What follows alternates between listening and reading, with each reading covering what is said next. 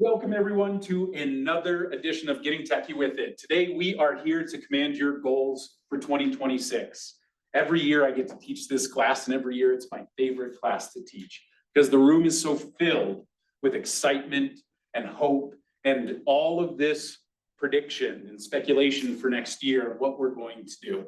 And today, my number one goal, well, first, before we get anywhere, we have to talk about the TCPA. Please follow the TCPA. If you're reaching out to clients, reach out to them in TCPA compliant ways. If you're reaching out to other businesses, it still applies. If you're not familiar with the TCPA, please reach out to your leadership team for some support with the Consumer Protection Act. We have great resources here at Keller Williams to help you stay compliant because nobody likes $500 to $1,500 violation fines per violation.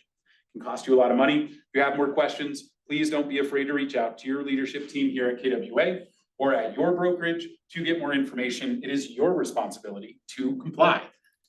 The fines and fees and lawsuits don't come to us as the brokerage, they go to you in this case. So please comply. That's all I have to say about it. We'll move on now. Have to put it in the video. She's pinching them, Steve. Oh my gosh, she's such a saint. Awesome. Thank you, Rania. My goal today, two goals. Number one is I want to bring clarity to your business. Clarity is powerful. And when we're in a moment where this market doesn't have a lot of stability, your year may or may not have been the year that you wanted in 2025, and we're moving to 2026. And I promise you, if you hang with me for the next 2 hours, you're gonna bring clarity and you're gonna find some clarity in your business. The other thing that I want you to leave with today is a plan. At least the start of a plan for 2026, because I'll tell you, 2 hours is not enough time for you to be spending in your business. It needs to increase. If you look at like the $100 business planning class that we're offering through the region, that's an 8-hour class. It's a different amount of time and it's the same information you're gonna get, but you'll get a lot more done in 8 hours. We have 2 hours today. That means there's gonna be some stuff for you to do outside of class, and I encourage you to make the time because it will not show up in your world if you don't make it to do these things, because you will get busy with that buyer who wants to go see 6 listings this weekend and you got to schedule. You're going to get busy, and if you don't make the time to work on your business, you'll be stuck only working in your business. Okay, so I'm asking you, and I'm giving you the permission to schedule the time to make this stuff happen outside of the class. That's where your success will be. That is where you're going to own some of these processes and numbers and things that you learned today. Clarity is going to come. There's still going to be work for you to do over the next 3 months. And no, I'm going to be bringing you through these next 3 months as well. In November, we will be teaching the Database Touch Program class. We're going to start planning it today. Next month is when we're going to go through how do you make it happen? What are all the tools in command that make these plans happen? So you can learn that. And then in December, we're going to go over the GPS and the 411, the 2 tools in KW that changed my life more than any other tool, way more than command has ever changed my life.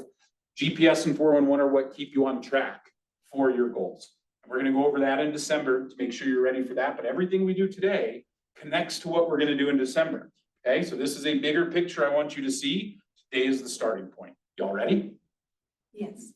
One of us is. Roxanne's ready. Are y'all ready? Yes. Let's go. So here's what I want from you though, because I'm not just giving this away for free, this clarity in this plan. Here's what I want from you is a commitment. What I'm going to be asking you to do, what I'm going to be showing you, what you can do to meet your goal will not be easy. You need to be okay with that. There are no ceilings in this business, and you can make more money than you've ever made in your life. But I know for a lot of us, money is not the thing. Dollar signs are not the thing that motivates us to work hard. We need to attach that money to the things that it can do that does motivate us. Who has children in here? Anybody? Most of us, yeah. I have a 13-year-old son. Changes your world and how you think about money and what you spend your money on when you have children and what we want to provide for them. And I'll tell you now, this business will provide for them, but you have to do the work. And the work and the details are on you. I'm here to help you develop this plan. None of it will be worth it or worth your time today if you're not committed to actually executing this plan, to making the time to make the activities happen. Because I'll tell you again, it is not easy. It is simple, but don't confuse that with it being easy. You're going to need to work your ass off next year if you're going to meet the goal that you set. If you're not committed to doing that, this may be a waste of your time. I don't want to waste your time. I'm asking you for this commitment because I can't want your success more than you do. You have to want it and commit to doing things that you're afraid to do. You have to commit to stepping out of your comfort zone to get the things that you want that you've never had. Because if you continue to do the same thing you did this year, you are going to get the same result or worse. Does anybody want a worse result than this year? So we have to be okay with the commitment to being uncomfortable, to doing the things that we didn't do in the past because we thought we knew better. How many of you call your database quarterly consistently? No one.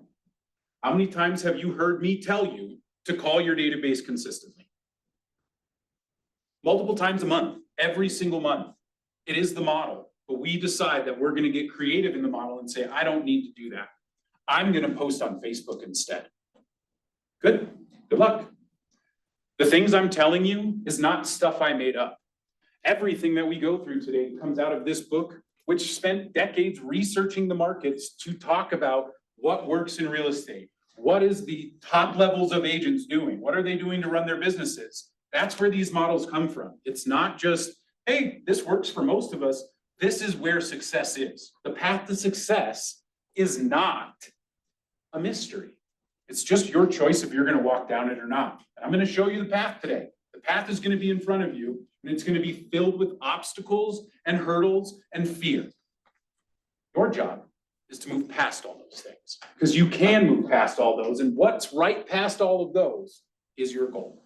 Is the life that you have designed, that we're going to talk a little bit about today, to bring these numbers and this work to more reality than just dollar signs. Because I know I don't care about dollar signs. I care about my son having opportunities. I care about my son having experiences. I care about my experiences, my health. These are the things that I want. And this is what we need to tie your goal to, which is where we'll start today. One more thing on top of commitment is I need you to make a decision.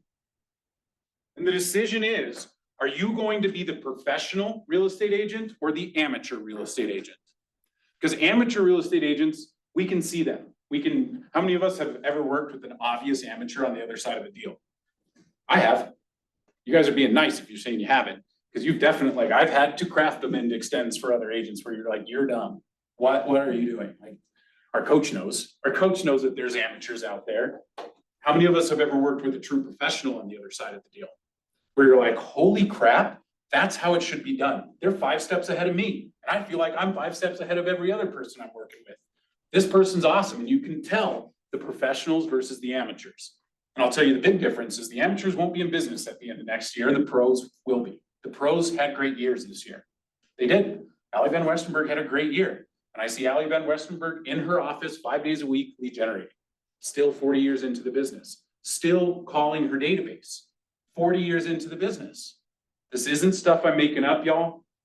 Trust me. And I will make a bet with you that you can prove me wrong about calling your database. I'll make a bet later. But I will buy you lunch if you can prove me wrong in that bet. All right? So decide. Are you going to be the professional or the amateur? Because you're going to see some clear distinctions today on what the amateur does, what the professional does. So let's get started. Did I have one more thing? Yeah, let's go through the agenda for today. We're going to talk about your profit. This is where we start, which starts with the lid exercise. Did anybody work on their lid exercise before class? Raise your hand if you did before the class. Okay, we're going to give you a little extra time then for that today. We're going to talk about expenses, cost of sale. That'll get us our profit. That's where we start. From our profit and some other numbers we're going to dig up, we're going to get to your economic model. This is the path. This is going to show you how you get to your goal to make the profit that you design in your lid exercise. And then finally, we're going to tie in your database. We're going to see how your database is tied directly to your lead generation, which is tied directly to your economic model. We're going to connect all those pieces for you. And then today at the end of class, your homework, or we'll get to do it in class, will be starting to prep your 36 touch, which is what's going to be the November class. So we're going to tie all this together and keep it going in one direction. And it all starts with our lid. Your lid is what we're going to do today. You see this on your, where's Rania? Do we have any extras of those so I can make sure that I'm tracking with you guys? Thank you. So what you see on the paper, number one, you have three categories: lifestyle, investments, and debts. And these are the things that we're going to use to figure out how much money you need to live the life that you want to live. And you start by talking about your lifestyle. Your lifestyle is, how much do you need to pay for the home that you want to live in or that you're currently living in? Your vehicle, your travel that you want to do outside of business. Giving. Giving's a big one, especially if you're a person who's like, I don't care about $1 million, but if I asked you, would you care about giving $1 million to someone else? And you're like, I would love to do that to this nonprofit. I would love that. So start building it in. If you've never given before, it might be, I want to give $100 to the charity that helped me 10 years ago. Or maybe it's $1,000. Maybe it's 10,000. This is your choice on the lifestyle that you want to live and what it costs to do so. So you're going to start putting down items and putting a price next to them. You're going to do the same for investments. Investments are things that you want to invest in. I don't mean your businesses. These are businesses you want to put money in that somebody else runs. Property, you might want to buy some investment properties. Maybe it's stocks or bonds that you want to hold, retirement investments, or college, maybe for your children. There's other investments that could be on this list, but they all cost something, or there's some amount of money you want to invest in that strategy. You're going to list that here. And then finally, the one that all of us have, but none of us want, are debts. And every one of you has a debt to the government every year. So not one of you is exempt from having debts, because your business is paying your business taxes through your profit. And so we have to calculate your taxes into the money you want to bring home, because that's what you're paying your taxes with. So you need to list your taxes, which I personally just run at a 30% of my revenue. That's the number I use, and it fits for my taxes. You need to talk to your tax professional for what number you should use. But I just use that as a consistent and easy number that I know is more than I actually generally pay at the brackets that I'm in. We're in a new bracket this year, so we'll see how it goes. If 30% will be enough, because we'll see, new brackets. Good news and bad news when you get into new brackets. Yeah.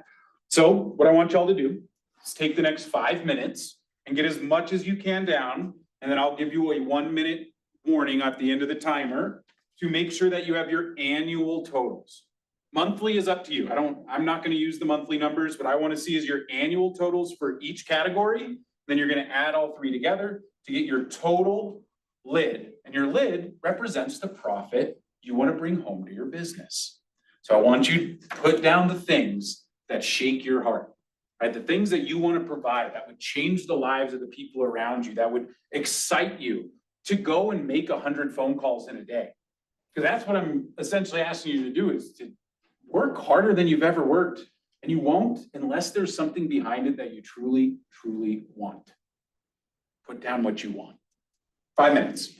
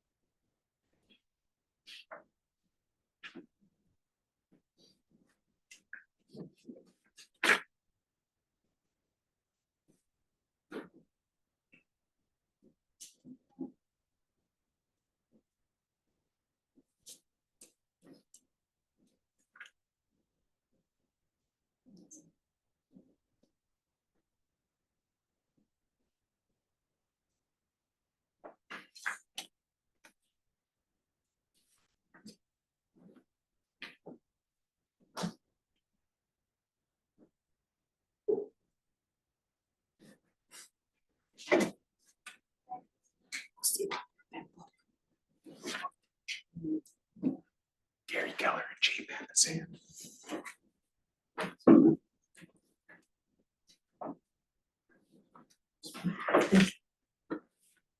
Yeah, for sale here.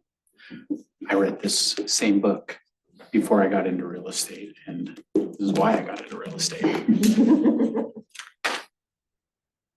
About a minute left, start getting your totals together.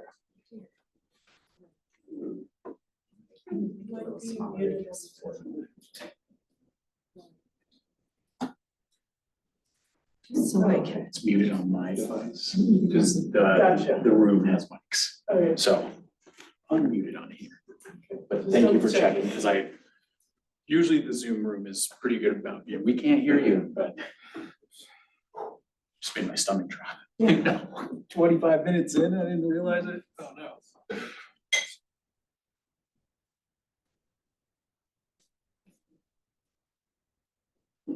All right, so make sure you have your current lid total. This could easily be something that you need to spend some more time on. If you didn't get everything that you wanted in your lifestyle and your investments or your debts, come back to this, because everything that we do today in Command, you can edit, you can go back and change it. So still, I want you to participate with the totals you got today, knowing that if you go back and need to change it, you absolutely can. Okay, and so your lid now tells us how much money we want to take home. So for instance, anybody have, well, let me ask this. Did anybody put a number down for their lid total less than 100 grand? I didn't think so. Costs quite a bit to live out here. So with that lid, where was it going with this? Lid total, yes. So let's say it's $150,000 that it takes to live the lifestyle, investments, and debts that I have. 150 grand. How much do I need in GCI? Can I just go sell $150,000 worth of GCI? No, because what else do we have to pay for in our business? Well, we have our commission splits or our cost of sale, because every time we close a deal, you're going to be paying the market center up to a certain amount and KWRI to a certain amount if you're here at this brokerage. And we have expenses for our business as well that we have to pay for, whether we close a deal or not. We still have to pay for our expenses. So we have to accommodate for that money as well. So we're going to do that next. Number 2, you see a list for expenses. Now, I'm going to put a ton of expenses on the screen here for you to look over. What I want you to think about is more of the titles, the categories that I'm going to present to you. And then I have examples underneath each one. And there's going to be a lot on the screen in a moment. Let's talk about ones that pretty much all of you have if you're licensed. Brokerage and licensing fees, MLS dues. If you are part of the real estate or realtor association, there's dues there. These are all things you should be adding into your budget. Office or desk fees, insurance. Then you have your marketing and lead generation, thinking of business cards, open house signage, photography for listings, videography, brochures, client gifts, giveaways, events. All of these different things that if you want to do them, there's a good chance they have a budget that needs to be accommodated for. If you're going to run events, which I definitely suggest you do, but definitely suggest giveaways, it costs money to buy a giveaway prize. Put it into your budget. Start putting it in there. Let's go through some more categories. Technology subscriptions, cloud storage, your Zoom tool or whatever virtual meeting tool you're using, Canva Pro, or you're using some other design tool. Video creation tools, AI tools that you might be paying for each month. There is tons of technology that you use in your business. A lot of it's taken care of through Command, so you don't have to pay for all of those individual pieces. CTME would be another option that I believe most of you pay for. Put it in the budget, right? Because it's only $38 a month, but over the year, that's still gonna be, what's $38 a month over a year? 400 bucks, 450 bucks, right? That's significant in our budget, especially if you're a newer agent, and $400 is 0.5% of your total budget. And that is very possible depending on your goal. So we put it in the plan to make sure that you can spend that money and still take home the money that you need to live your lid. Professional services. You all should have an accountant. Number one, tax prep, transaction coordinators. They are an expense, not a cost of sale. We're gonna talk about why when we get to cost of sale, okay? Anything else in here? Marketing consultant. None of you are gonna have that because you have Riley. You might pay a marketing consultant, but we have Riley here, paid in-house. They're already paid for you. Photographers, stagers, client relationships, client appreciation events, closing gifts, pop buys, coffee and lunch dates, referral fees paid to other agents. All of these different things that are, I wouldn't say referral fees, that shouldn't be on there. Community sponsorships, right? You wanna go sponsor a local baseball team or wrestling team or something like that to get your name out there for marketing. If that's something that you love and if you have a kid in it, it's a great way to market your business. Put it in the budget. Education. CE credits are sometimes free, sometimes not. But if you want to go to family reunion, if you want to go to mega agent camp, some of these larger agent events that KW puts on, puts it in your budget. It's going to cost you money to travel there. Put it in the budget. Have it in there so you know how hard you need to work to get to the things that you want. Office supplies, of course, you have all those different office supplies, all these different categories. What I want you to do now is looking at some of these, I want you to start putting down the expenses you know you have and trying to get a list of what is my annual expense to run my business. Another place where the next 5 minutes may not be enough time for you to go in and do this. And if you're a new agent, I usually will tell you that as a new agent, the minimum is about $6,000 a year that you're gonna spend on your expenses on your business. And that's like, you have an MLS subscription, you have insurance, and you're paying an office fee. Minimums is about 500 bucks a month, usually to run this business. That's 6,000 a year. To give you a number, because I know you're newer agents, you might not have or know what you're going to pick out of these things. You can start at 6,000. I would give yourself a little bit more if you know you want to go to family reunion. Well, budget it in there. That ticket's $1,000 plus you're going to pay for a hotel and flights, which will probably cost you another $2,000.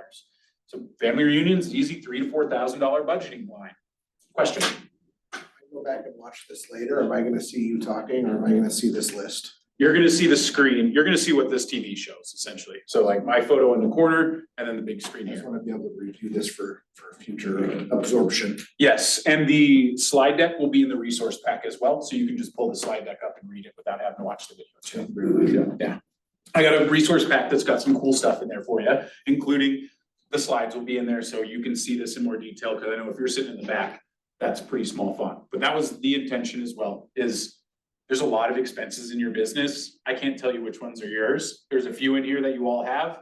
And then there's gonna be a lot more that are individualized to your business. Knowing what money comes in and out of your business, is that an amateur or professional trait of our business? Professional. Amateurs over here, amateurs, they're fine with just knowing what money comes in.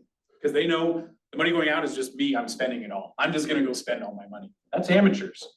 Professionals know the money's going into their business and going out of their business. They plan what should be going out. And I advise, estimate high on expenses. Because if you don't end up spending that much money on those expenses, that money becomes profit. And I like profit. So overestimate on expenses, because if you don't spend that much, that just goes back to you. Okay? So take 5 minutes, get down as much as you can on the expenses list. If you're newer, don't be afraid to put some of this stuff down. If you're like, I am going to do open houses. I'm gonna give myself a $100 budget per open house next year. My goal is to hold 40 open houses. So that means I'm gonna need a $4,000 budget to run these open houses. Put it in, put it into the plan so that your activities match what you need to do to make this happen. Because it might not happen Q1 for you if you're newer, that's okay.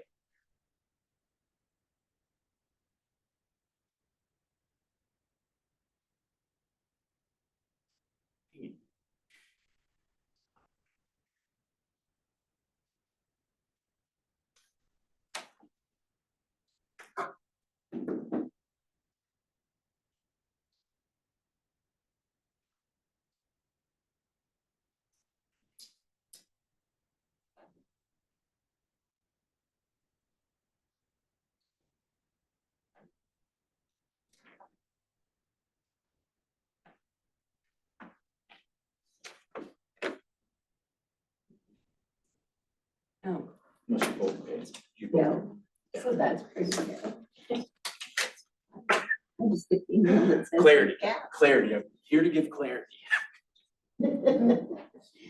I just am happy to help. Yeah. That sitting in this class, I just made $3,000.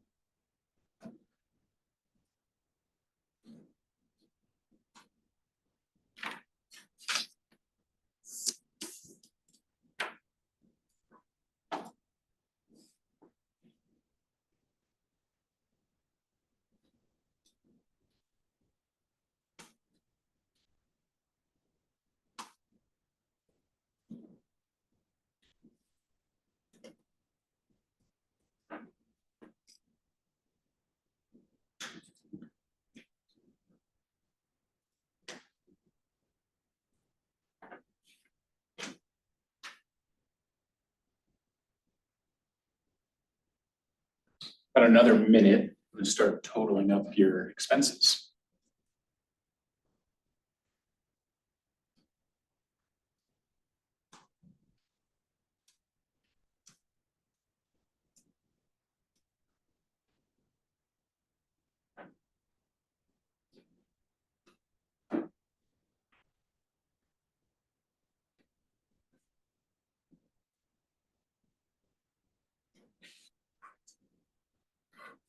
What's the average price for staging? I don't know. You know, Anybody have a good number for that, what they're paying for staging right now? The consultation is anywhere from 150 to 250, and staging, it just depends, but How many rooms and? if you pay for it or your seller pays for it, or if you split it, so it can run anywhere between 5 to 7, 8,000 a month. All right, get that total down for your expenses. Now this part, anybody get a little clarity in their business around their expenses? What I hear a lot here is agents go, I didn't realize how much money I'm paying for a lot of stuff that's just stuff you use, but it's that $20 subscription here.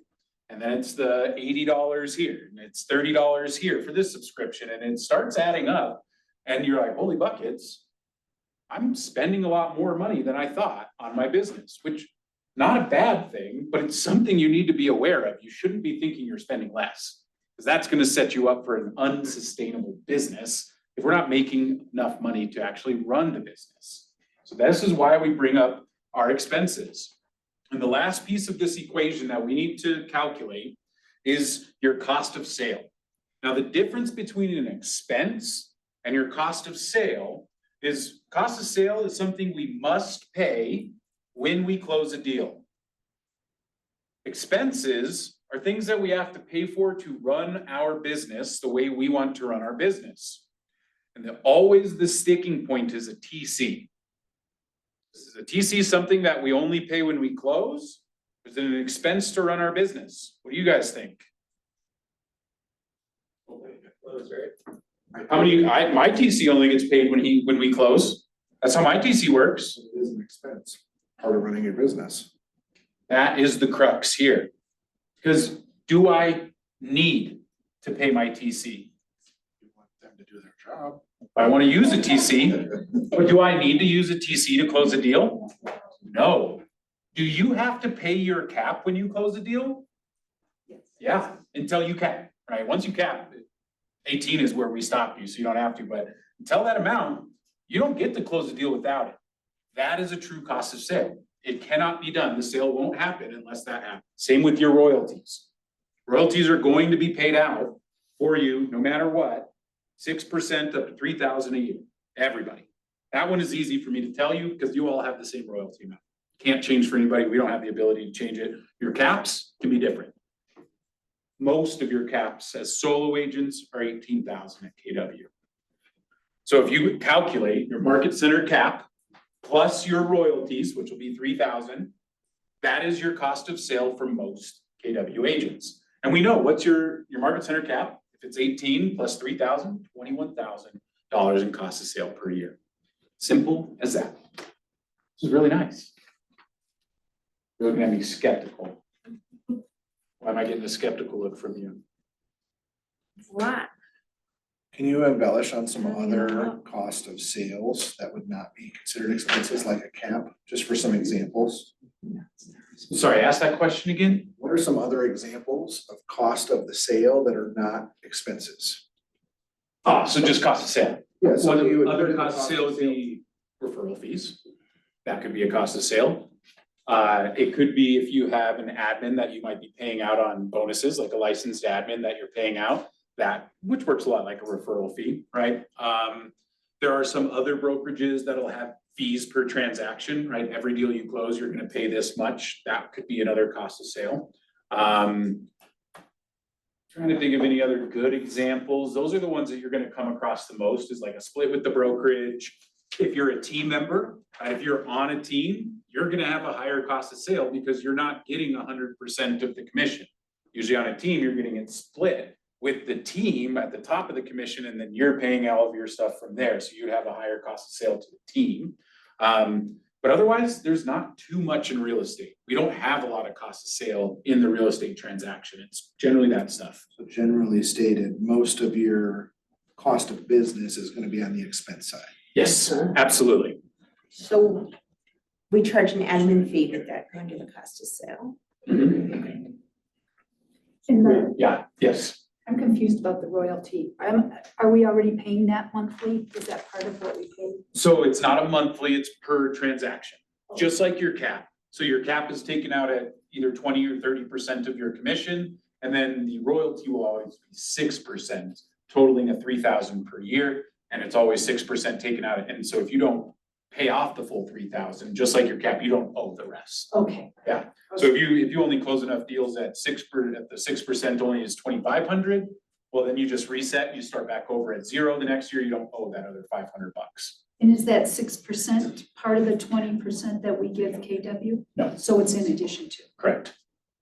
One of those I didn't have that. Yes. Clarity, right? We gotta bring clarity. Clarity is power in our business. So this information, if you already haven't, put it down in number 2B down at the bottom.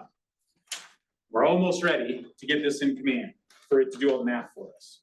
But before we get there, I want to show you one of my favorite reports that just got put into command. So please log into command. Then you're going to go down to reports. In that section, you're going to search for the sales transaction detail.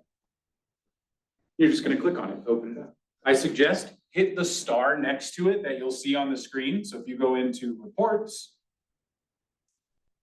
and the trick here, just type the word sales into the search bar. Hit that little blue star right next to it, then it will always show up at the top of the list when you come back to reports. This is something you should be looking at monthly. Every one of you should look at this report once a month at least. Your associate transaction detail then should put you on this page here. You're obviously gonna have different numbers than the ones on the screen, but it should look similar to this. If you're in the class, give me a thumbs up when you're there. If you're on Zoom, put a ready in the chat when you have this open on your screen. Is anybody here? We good? Oh, it does take like 30 seconds to populate. So yeah, if yours is spinning and it seems like it's taking longer than it should, that's normal. Hey, Stephen, Yes. which one are we clicking on? I'm sorry, I missed that. So you're gonna go to reports. Mm-hmm. You'll type into reports when you get to this screen here. Look for sales in the search bar, and we're looking for associate sales transaction detail. Okay, got it. Thank you. Welcome. How is she supposed to connect with you in regard to giving her an acknowledgement that she's in where she needs to be? Give me a thumbs up. When you see this page, just give me a thumbs up. That lets me know that you're ready to go and we can start this conversation. So what you'll see on here, number one that you see in the red box is your average commission. We're gonna need that to put our goals in. If you are new, you don't have an average commission because you haven't sold anything yet, or maybe you only sold one deal in that last year and it doesn't really represent an average. Then I would go with the market center average, which in this office, actually, what did I pull them up? I believe is 10,000 for buyers and 13,000 for sellers. So if you're new, you're gonna use 10 and 13, and I'll bring that back up in a moment.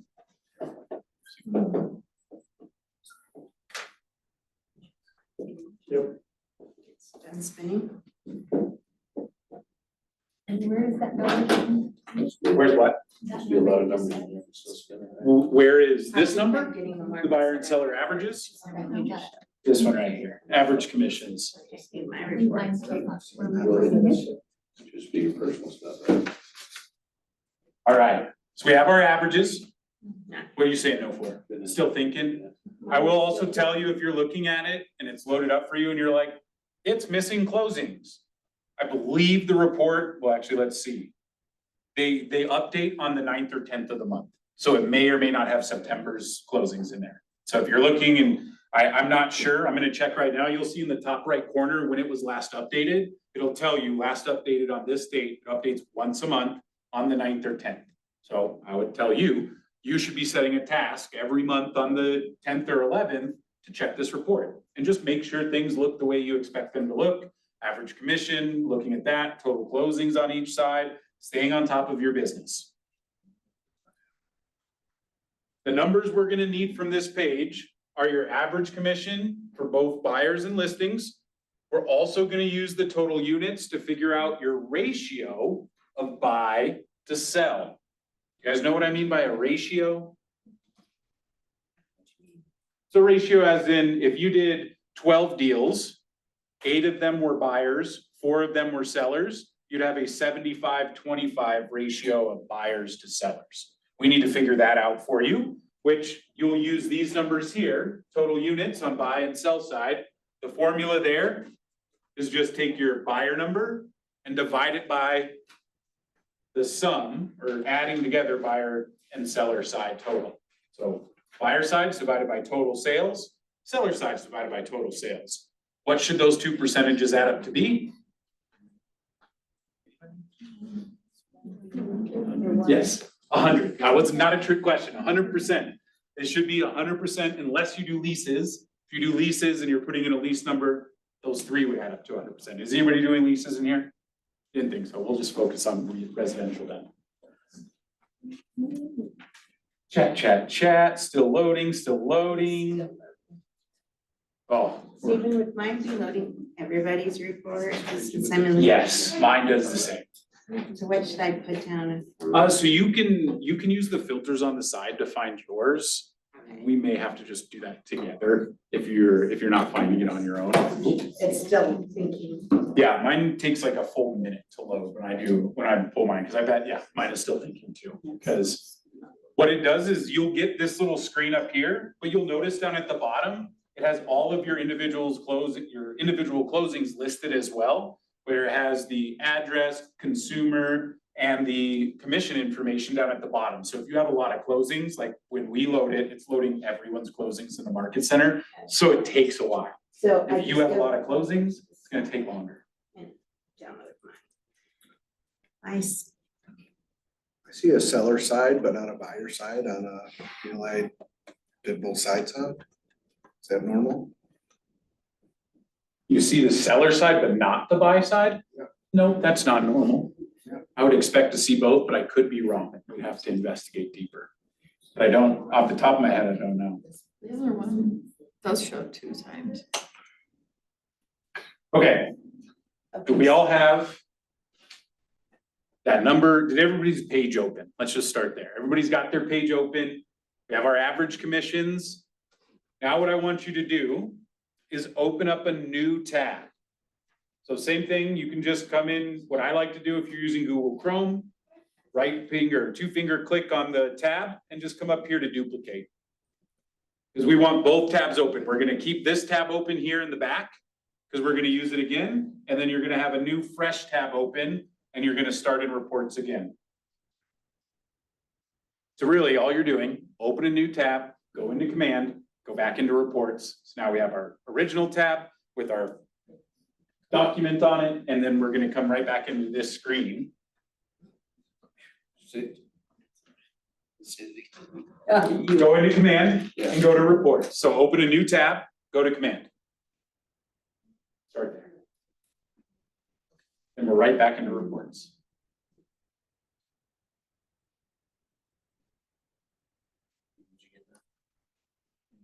I downloaded a ping of my report and then went back before.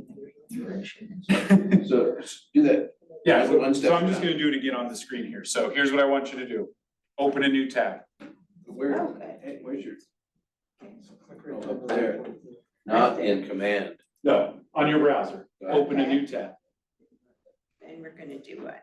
And then you're gonna go right back into command. So I'm gonna type in agent.kw.com, go right back into command. All reports, we're gonna go to goals. Yes. And we're going to reports once you're in command. Okay. Then we're going to goals. Where I want you all to be is looking at a screen that looks like this.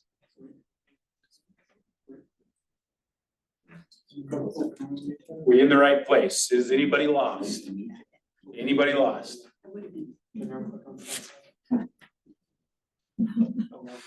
Zoom, are we good? Are we on this page on Zoom, on our goals page? I wanna leave, this is important, this is where all the rubber hits the road.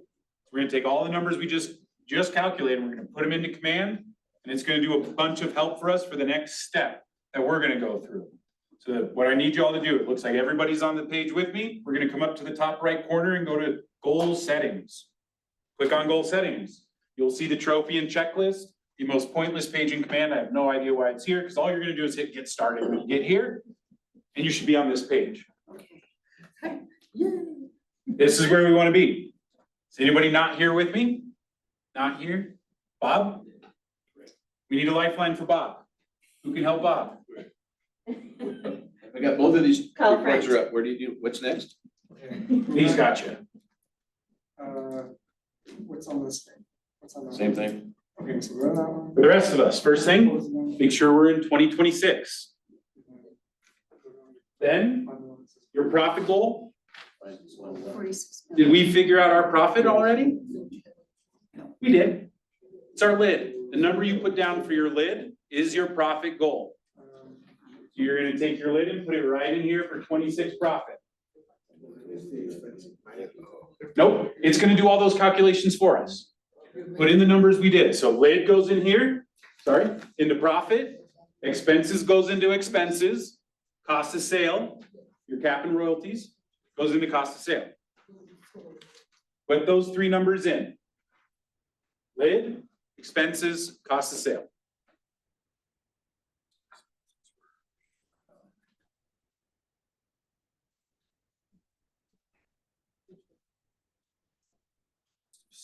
Cost of sales is an annual number, not a monthly number. Correct. All of this is annual. All of this is annual, so I need to annualize that number, so. So okay, 21,000. Steve, Sherry. when I hit goal setting, it doesn't give me the start. Like I see the trophy and the other thing, but it doesn't give me the button to start putting in goals. You may be zoomed in too far, Sherry, on your screen. if you're on a Mac or a PC, you're gonna hold like Control or Command and hit the minus sign on that page, just hit Control and hit the minus sign and see if that button shows up, because it could just be zoomed in too far.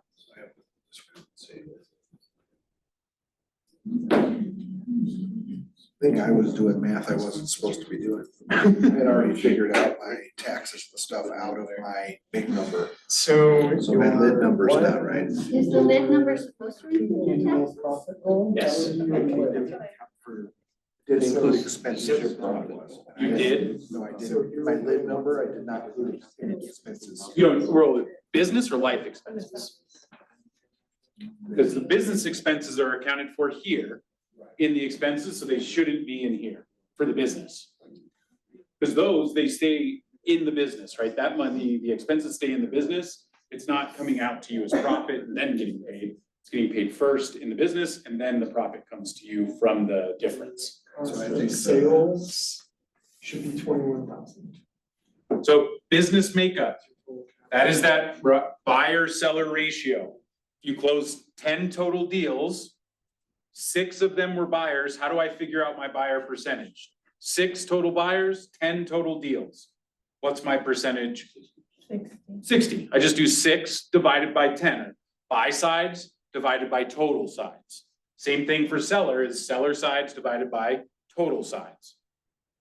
So figure out your percentages. If you're a new agent and you don't know your percentages, what we see most often for new agents is either a 10-90 split on the buyer side, because it's very common that you close about 10 deals, 9 of them are buyers and 1 of them's a seller. Sometimes we see it at a little bit higher rate of 2 to 8, right? So 8 out of 10 are buyers, which would be 80%, and then 2 out of 10 are listings, which would be 20. So new agents, I would either say do 20-80 buyer heavy or 10-90 buyer heavy. It's usually what we see. Not meaning that that's what you're gonna do. That's usually what we see, that's average. And then finally, the last piece, average commission per unit. If you're new, you're gonna use these 2 numbers up here. If you have your own from the document we just pulled up on the other tab, you're just gonna put in your numbers that you have right from that document where you're over in here, and you're just gonna pull in your average buyer commission, average listing commission. I'm sorry, so can you do me a favor? Can you go back? I know. Cost of sales, what is that? How is that different than expenses? So your expenses are what you have to pay, whether you close the deal or not. So that's your fees, your monthlies, all of that. Cost of sale, you only pay when you close a deal. So that's your cap and your royalties that you're paying when you close a deal. Okay. And those total to be no more than 21,000 for most agents. Okay, well, I don't know how to do the listings and the buyers. This part? Yes. So I have enough. how many total buyers did you do on 4 4 buyers? and 5 listings. 5 listings. So your buy side will be 4 divided by 9. Your sell side will be 5 divided by 9. 10 and 13. That's to get your percentage. Yes, yes, to get your buy sell ratio or buyer percent, seller percent. And that is a math teacher right there. But this is a projection based on a goal, based on your numbers from last year and improving. Correct, right. Your numbers are gonna be best for where your business is at. But if you know that your intention is to increase these numbers, you need to know where you're starting, right? And so that's the intention here, because if you do end up closing deals at a higher average rate, you're gonna make more money, and are you okay with that? Yeah, right, the problem is if you're closing deals underneath your averages, because then you're not gonna have enough money for the number of closings we're gonna calculate if they're not hitting that average. But if you do hit more than the average, you're just making more money. Make sense? Tammy, you get yours figured out? What's 4 divided by 9? 4 divided by 9 would be.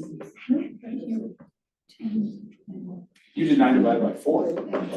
4 divided by 9. Okay, so it's 44%. Okay. You're 44% buyer, which would mean that you're 56%. Gotcha. Okay. Have we got all of our numbers in to our goal input? Everybody's thumbs up, or do we need help? Anybody? Zoom, are we good on Zoom? with the numbers that we've put in. Now, again, these are editable. So if they need to change, if you go back and you redo your lid and you're like, oh, I need to make more money, just come in and change your profit goal or change your expenses. Your cost of sale probably won't change if you go and sit down, because unless you go talk to Sean and get a new deal, probably not gonna change. Now, what? Renegotiating your agreement with the market center? It is, it just depends on, I mean, it'll only work if you have a strong position in your negotiation. And I'll just tell you, if you're not closing more than like 20 deals a year, you probably don't have a strong enough position to negotiate anything better. Everything in real estate is negotiable. Sure is, right? That's, and you're, well, except for your KW royalties, those not negotiable. Everything else though, go ahead. Okay, we have our goals in. Do the calculations look correct to you? Noticing the total number we need to make is gonna be much larger than our actual lid goal, because we have to pay for our expenses to be able to take that home. We have to pay for our cost of sale to take home our lid. Taxes are figured into my lid number, my. Your taxes should be in your lid, yes, because you pay your taxes through your profit.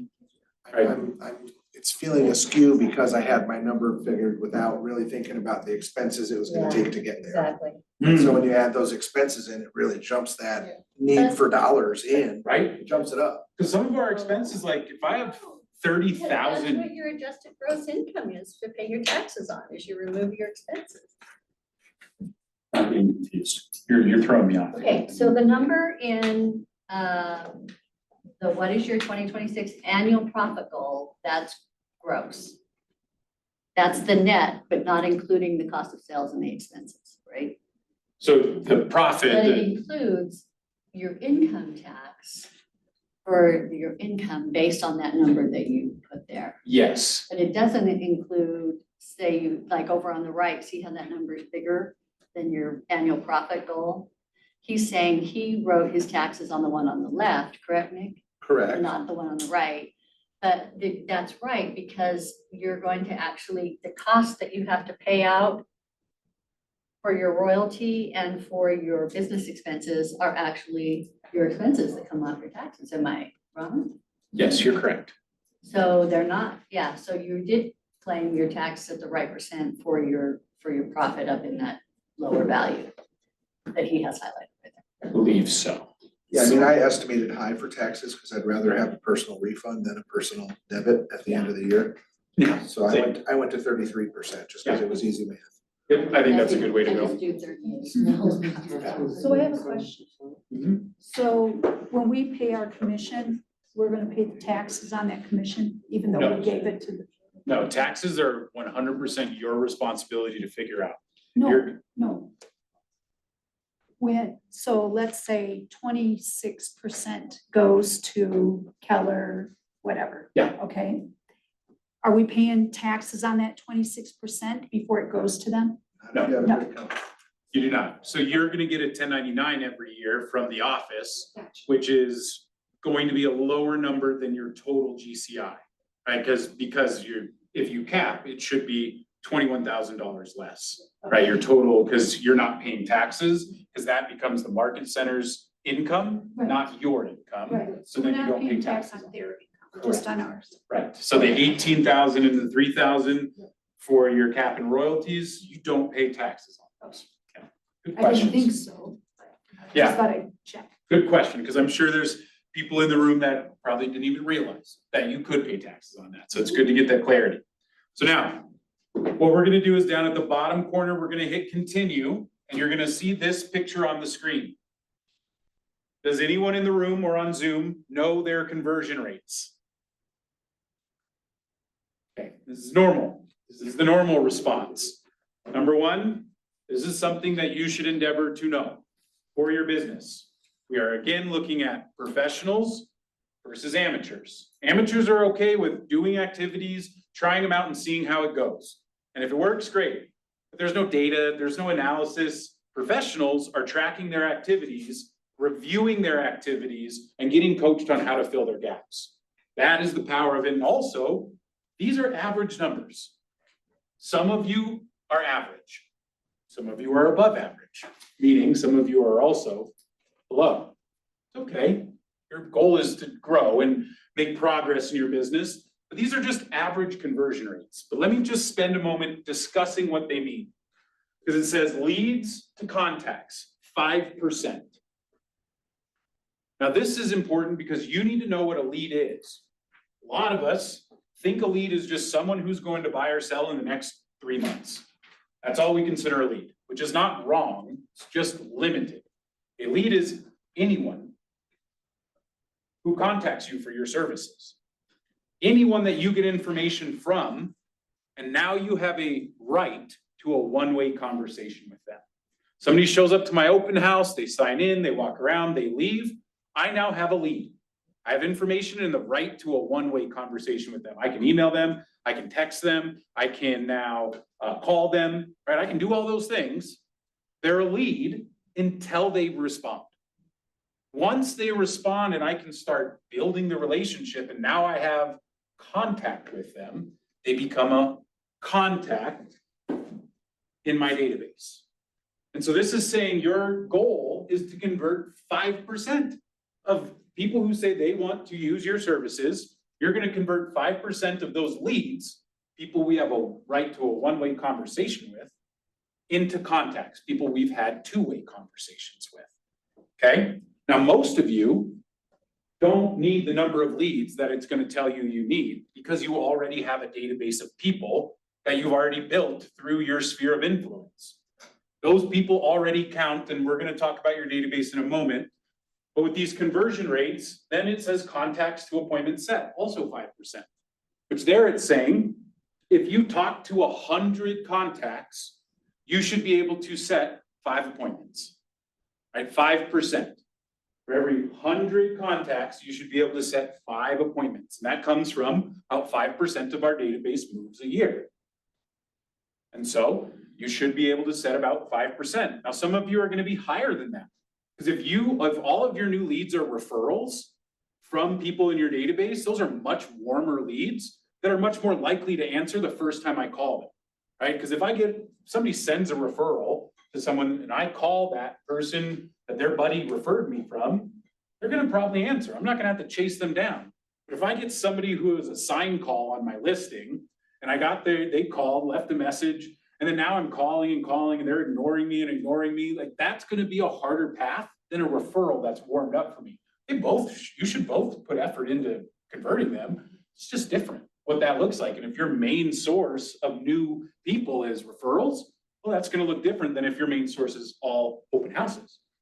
All of it's good, all of it works. You just need to be aware that it's not the same across the board here for converting these people.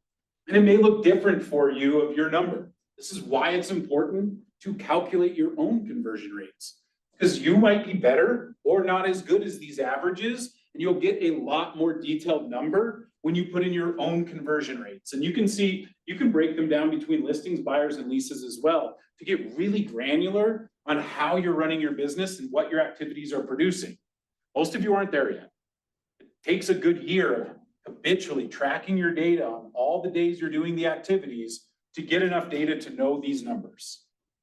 Your goal should be to know these numbers because that's what a professional knows. I guarantee if I walk into Allie's office and go, Allie, what's your conversion rate between appointment set and appointment held? She could tell me in a moment. She knows it. What's your conversion rate from appointments held to agreements? She could tell me.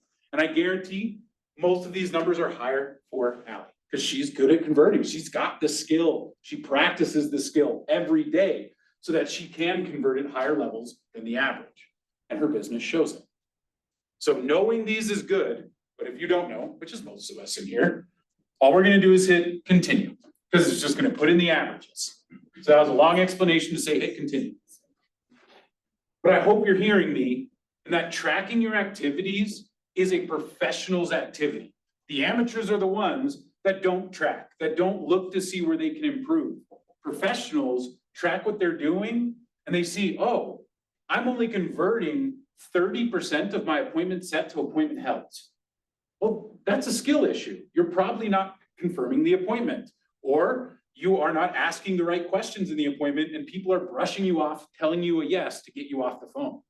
And there's ways to get around that. There's strategies and scripts and dialogues to practice if you see that hole in your business. That's the point of doing this, is to improve.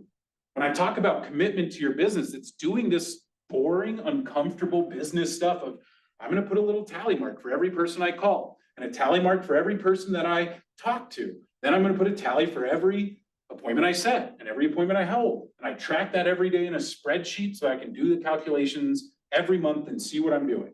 And then maybe I get a coach so that they can keep me accountable to what I want to do. And this is all part of being a professional and running your business at a higher level. That's why we're doing all of this. This planning only is effective if you're willing to commit to that level, y'all. So start tracking your stuff. We're gonna get into more how you can use Command to track your stuff in the November class as well. We'll fill it in there, because Command does some really good tracking for you, and it'll tell you these numbers if you just do it. Okay, so now finally, we'll hit set goals, y'all. There's a couple of things to know. Once you hit set goals, this little like circle diagram with all the numbers is not gonna show up for you right away. It takes about a day for those numbers to show up.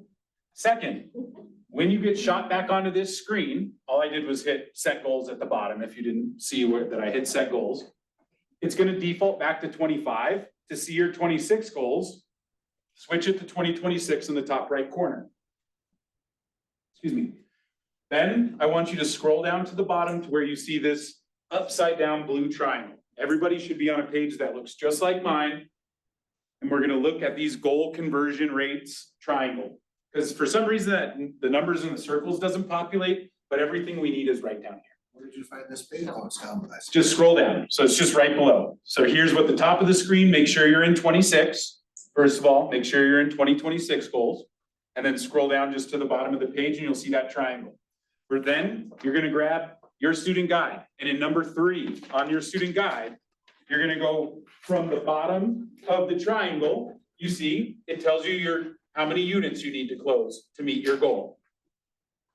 Under contracts, agreements. What agreements is this talking about? Which agreements is this? Contract buy and sells? Agencies? What agreements is it talking about there? Agency agreements, correct, yeah. So to meet my $301,000 GCI goal, I need to close 29 units, put 38 people under contract, sign 51 agreements, hold 68 appointments, set 91 appointments, and I should have 1,815 contacts in my database to do so. And that leads number, we're gonna ignore that leads number. Unless you have 0 people in your database, then we'll talk about that number one-on-one. Question? I feel like this is based more on prospecting than marketing. Is that an accurate assertion? Nope. I think it does not consider either. That is the next model. Economic model does not consider how yet, but that is the next question, right? Is how do we set these appointments? How do we get to this business? How do we grow our database? The how is the next model. That's the lead generation model, is to find that. That's where we're going next. Oh, good, we have plenty of time too. We're doing good on time. So real quick, finish number 3 by filling out the data from your triangle. We're gonna focus specifically on 2 numbers at the end, but just fill it out now so they're on your paper. Feels like the biggest ROI or bang for the buck is to increase those first 2%. No, Okay. if you're hitting those averages, you're doing good, I would say, like. Yeah, I was gonna say they seem super low, but, so if you can raise 5% even to 10% or whatever you've already told it, yeah. Remember, these are averages. Are they like the national average? National, Statistical, across KW. just US. Mhm. There may be some international data in there. If there is, most likely it's mostly just Canadian. I would guess the Canadian data is in there because it's large enough and has enough data to be relevant, where, like out there probably doesn't sell enough homes to be statistically relevant in these.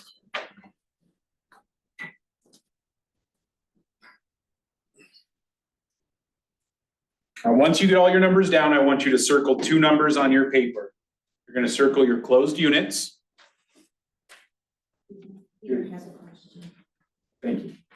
And then you're gonna circle appointments set. We're gonna use that appointment set number again here in a moment. Peter figured it out. Good job here. Can I ask you something on this here? Please. Leads. Mine says 41,000 and some change. I'm like, whoa, Yeah. yeah. Terrifying, isn't This it? is a little bit intimidating, but I think I may be misinterpreting a lead. Even though you explained it once already, I'm just like 4,000 plus, what I got 41 now, almost 42,000 on my list here. So let me help with that, because it does get intimidating when you see these big, multiple thousands and thousands of numbers. So first, I want you to look at your contacts. What's your contact number? 2,084. What's your database currently at?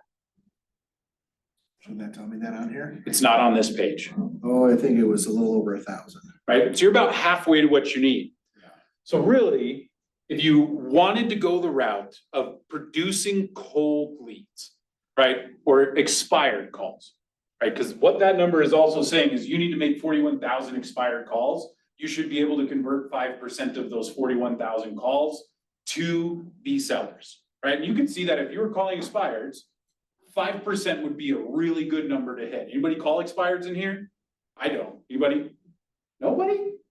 It's like Huh. 2% or something, right, on expired. Right, 5% would be great to have it expires, because it usually converts to like 2%.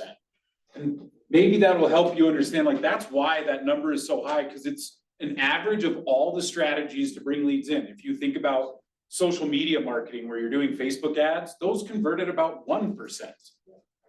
Right, so if we're averaging all those of what it takes to convert a lead, where normally we're just getting their name and phone number, and then we have to do the work to get in touch with them, that work, we know normally takes on average 8 touches to get there, right? So not everybody makes it through 8 touches and converts, and only about 5% convert through there.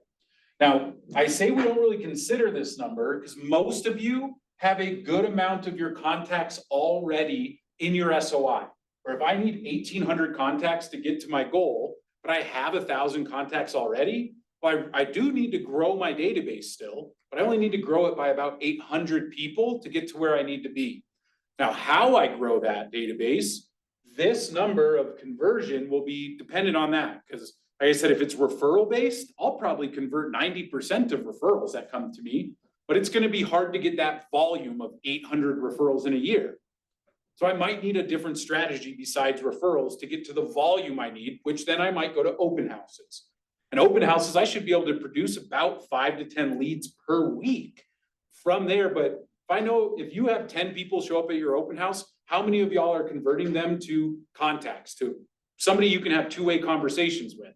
It's pretty low, right? Like it's probably, if you have 10 show up, it's maybe 1, right? That you convert, maybe 2, which is 20%.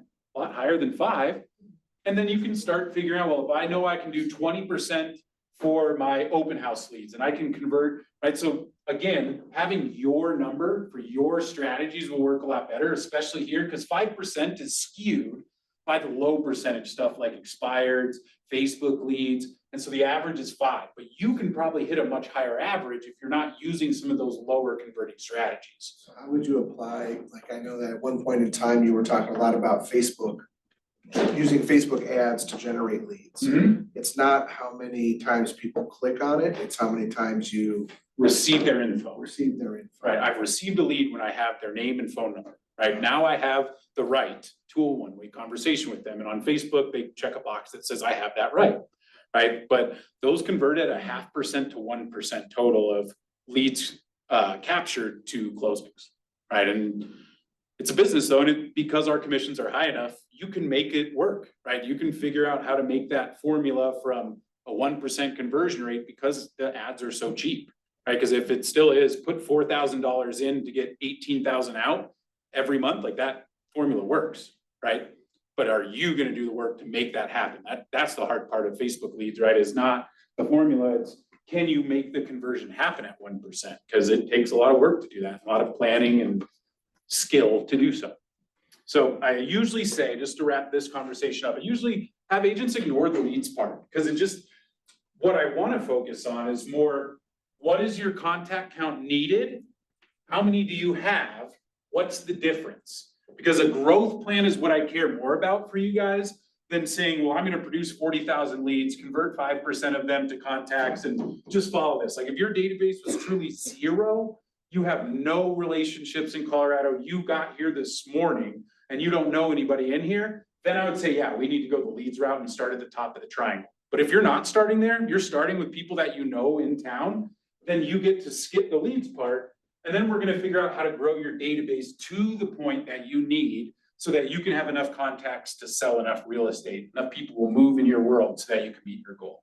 Does that kind of help wrap your mind around it? Because that is a very confusing part. If you haven't seen some of these strategies that do convert at less than 5%, because then you're like, oh yeah, that's not so bad. But if you think about your normal strategies of how you guys bring in leads, you convert way higher than 5%. You're not gonna need 40,000. I'd guess you probably will convert at 50%. Right, so if you guys need about 1,000, I would say, well, figure out how to get 2,000 leads of people that are in that world and hope that you get 1,000 of them to be contacts so that they add that 5% of 1,000, which would be what, 50? Something, right? That many deals to your database. Right. Great questions, y'all. Yeah, is that bringing some clarity for others as well? Because some of these are a little higher level conversations. If you're a newer agent, it might seem a little intimidating for some of this. Just know you don't need to take it to that complexity level. For newer agents, really for you, focus on the people you already know.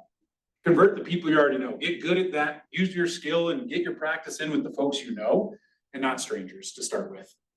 And just to gas you up a little bit, I took this class last year, right? So I'm not a newer agent. I'm still a newer agent, but I'm not as new as somebody who hasn't taken this class once before. And I feel like this class really motivated me to step up my game a year ago right now. And I tenfolded my GCI in the past year, not exclusively because of this class, but largely because this class got me motivated to do about 5% of the things you're telling me to do, right? So I'm here to try and step that up to 10%. I want to double my productivity this year. Let's go. I love it. And he's absolutely right. I didn't do any of that.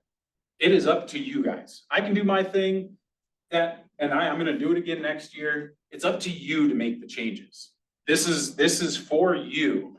And I hope, I track it. So when you sign up for this class, just know I'm gonna be I look at most people's numbers in my offices every month, but I specifically focus on your numbers as well that join this class so I can watch and see, are you getting there? Are you meeting your goal? A lot of people didn't, but there are people who did. There are people who exploded their goals. And Nick is a great example of the domino effect. Who's read The One Thing? Started. Oh my gosh, all of you need to read The One Thing. I love it. And if you look at The One Thing, if you take the dust cover off, it's a domino. And what this is the domino effect. Is that it wasn't the class that changed his business. The class was just the domino, the first domino that tipped over, that hit another one and hit another one and hit another one for Nick. And then eventually got to a point where they are now, where your business is wildly different than it was when I met you at first. Both of you are different. Well, I'm still out here trying to learn all the stuff I haven't been able to soak in because I can only absorb so much like any sponge, right? So I'm dropping a ton of stuff in here, and if you can catch 20%, that's good. That's good. Okay. All right. So we have our goals. Our goals are in.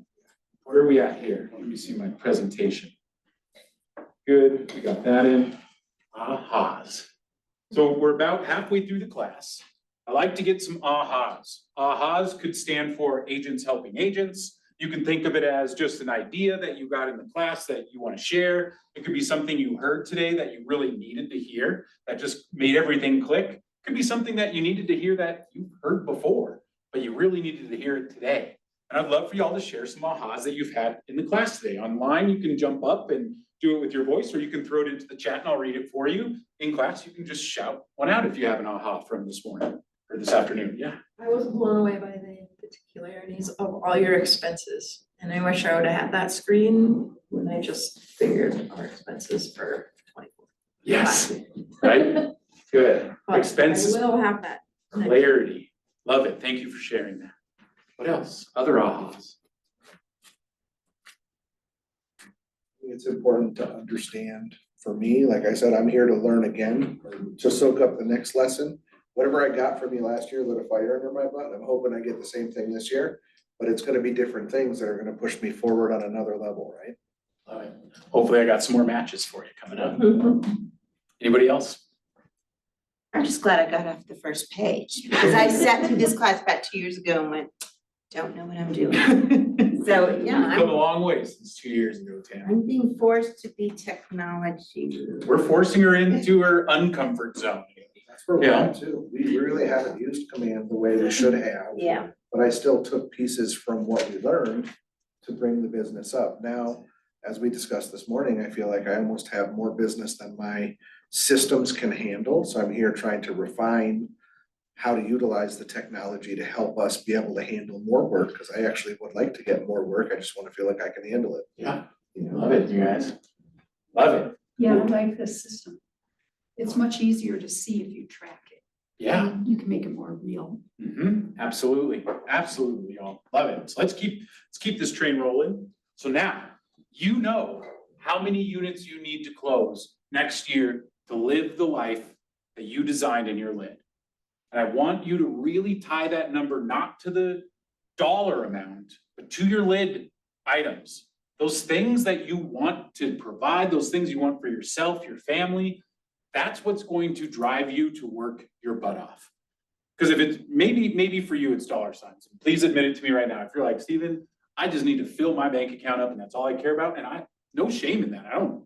No disrespect at all. If that's where you're at, this is the place to do it. Like, you're in real estate. If you're young and in real estate, most likely you're trying to stack money.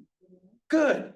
I love it. If that motivates you and is gonna motivate you to make 100 phone calls in a day, then make it your motivation. But I know for me, it's not dollar signs. It's trips. It's the things that I get my son. It's the car that I want to drive. It's the things that I enjoy, the travel. That's what I want to work hard for. And when I have those tied together, working hard doesn't feel so hard. Working hard just feels like I got to do what I got to do. And I'm going to do it to get to what I want. And there's no good or bad about it. It's just cut and dry. I run a business. I have activities to do. I'm going to make them happen because I deserve these things in my lid. And I know what to do to make it happen. You just have to choose if you're going to do it or not. If you're committed, because again, it's not easy, but it's there. You guys can do it. It's going to be some work. You know the units. You know your appointments you need to set, but we have not figured out how to set them each week. We'll do that in a moment, but we know how many appointments we need to set for the year. Now, why did I choose a set appointments as the one to pull out? Why didn't we choose held appointments or agencies or under contracts or closings to be the number that I had you circle? Why is this number so important? Different ways to get to that number. Yes, close, very close. It's more in our control. Exactly. Can we control if they show up to the appointment that we set? No, we can't. We can do our best to support them in getting there. Confirmation and, hey, I'll see you later. Do you need to go to the drive? Whatever it is, right? But ultimately, can we affect that? Can we force them to show up? Nope, don't have control over it. Do we have control if they sign our agency? We have influence, we don't have control. Do we have control once they're our client? Do we have control if they go under contract or not? Oh, we have influence, heavy influence, but we don't have the decision. And even then, when they're under contract, can we force anybody to close? We have to do what's best by our client, which sometimes that means terminate. So we don't have control through most of that pipeline. Where do we have control? Setting appointments. Because we can control how many phone calls we make. We can control, well, we can't control it, but we should track how many conversations we have from those phone calls, because we can decide how many phone calls we make. And little caveat, especially for my younger folks, when I say phone calls, please go ahead in your mind and think text message, think direct message, think any one-to-one communication. Phone calls, I'll just tell you, if you're afraid of phone calls or think they don't work, please just believe me in saying that they are the best way. You want to know why they're the best? I'm going to give you one answer right now: efficiency. There is no way that I could go out and go find 100 people to talk to one-on-one efficiently. I can do it. How long would it take me to go talk to 100 strangers? Probably like 5 hours. How long would it take me to call 100 people? 2 hours. What? I need to protect my Call time. 100 people in 2 hours. I won't talk to 100 Like people. normal Conversations and stuff. I won't talk to 100 people. Okay. But I can call 100 people, just like if I walked up to 100 strangers, there's gonna be some people who say pound sand, like leave me alone. Yeah, and I would never do that. That's not my personality type to go talk to strangers like that. It's just an example of efficiency. Because if you have to go move to different people, what's going on over there? Everyone's distracted by Rania and Sunshine. Bugs? There are a lot of bugs over there. All right, focus. Sorry, guys, you're getting me on focus. You little squirrel over here, like, ah. All right, where was I at? Yes, appointment set. So we have control over the appointments that we can set. We have control over the attempts we have to reach out to people. If we don't want to use the word phone call, we can say the word attempts to contact. We have control. We have control of our appointments, of what we set. Because you will not set any appointments if you don't ask to set appointments. You have control of this, which means you need to figure out this point in your business. Because if you can make the appointment set number work, the rest of the pipeline should flow for you. Again, you need to hit the conversion rates, but 75 isn't hard. 75 is 3 out of 4 every time. For every 4 appointments you set, you should be able to hold 3. It's very possible. 75 is not a high conversion rate. I was talking to an agent yesterday, she's very database focused, which what would you assume if she has a very database focused business, referral and repeat? Is her conversion rate for appointments set to held 75%? No. Is it up or down from there? Up, because most of the people she meets with are friends and family members, which is much more unlikely to blow you off. But if you're doing open houses and all your intake is open houses, 75% is a hard number to hit to get them to show up 75% of the time. And the strategies are gonna have different numbers in there, okay? And that's okay. Start tracking your numbers so you know what you're converting at and trying to hit these averages so that you can continue your pipeline down. But you'll be surprised, you'll hit higher averages. It's not hard to hit more than 75%, but that comes with the caveat of if you're doing a different style of lead generation, that might affect that number significantly because it's different. Expireds, open houses, referral, events, cold lead gen or classes can also be a way that those will convert it higher if you're running home buyer classes. These are people saying, I want to be in this class to learn how to buy a home, which is telling you they want to buy a home. Now, timeline is a little different for those people, but conversion isn't bad if you bring enough value. They're like, yeah, I'd love to talk to you. You're going to convert more than 75%. Okay, so take this all where you're going to need to do a little bit more investigation in your business if you want to get a little bit more detailed in this plan. Because the more you can put into the plan and figure out, well, how do I actually operate versus how do the averages look, the more your plan is going to align directly to how you do business. So this is a long-term thing that you want to think about. Next year, I'm going to be ready with my conversion rates so I can get an even clearer picture of my business because this may or may not have you close more deals. What I promise is it's doing is it's bringing clarity to your business. Have we brought some clarity already for any of you? A couple of you, I think. And that's the goal. And over the next year, the professionals are the ones that are knowing this and growing. Because it just takes growth to get here. I've never met an agent that just walks in and knows how to do all this stuff out of the gate. It's so rare. And you have to figure out what are you going to focus on? Because you're not going to be able to take everything that I teach you today or in the next 3 months, probably not going to implement 100%. But if you can implement 20 now, and maybe 20% next year, 20% the year after that, within 3 years, you start running a really nice thriving business. It starts, all the stuff you hear talk about and the success starts to make a lot more sense. And you start seeing your business at these levels, the clarity that we're bringing with this. And so stick with me, all. This is a long-term process.